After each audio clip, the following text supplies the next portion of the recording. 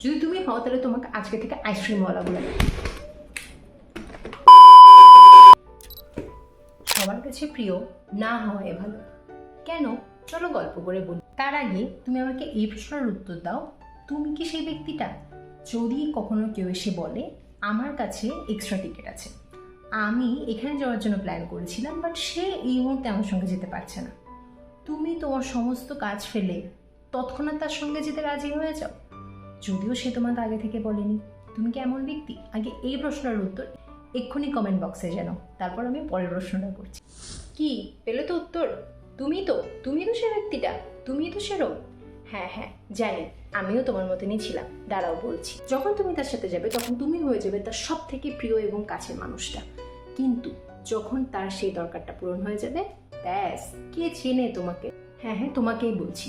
খুব তো বন্ধুত্বের খাতিরে গেলে, খুব তো গেলে তার টিকিটের টাকা বাঁচানোর জন্য, টিকিটটা যাতে জলে না যায়, তার যাতে একা একা ওই জায়গাটাতে যেতে না হয়। তো তোমার কি লাভটা হলো বলো?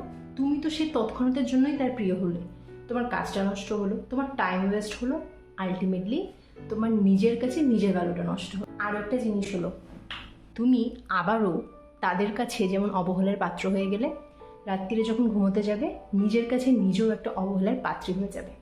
তাই বলবো সবার কাছে ভালো না হওয়াই ভালো। কারণ এই পৃথিবীতে সবার কাছে ভালো শুধুমাত্র আমার জানা মতে একটা ব্যক্তি হতে পারে। এক্ষুনি বলো কে? তুমি? একদমই না। যদি সেটা তোমার নিজেকে মনে হয় এখনও, তাহলে আজ থেকে তোমার নাম আইসক্রিমওয়ালা।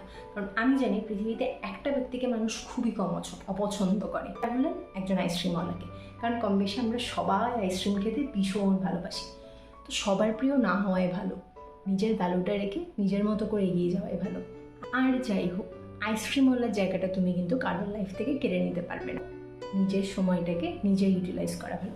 এরকম ভিডিও যদি আরও দেখতে চাও আপনি কমেন্ট করে জানো। তো এই সিরিজটার নাম হলো সবার প্রিয় না হওয়াই ভালো, নাম্বার 1 এপিসোড অফ 10।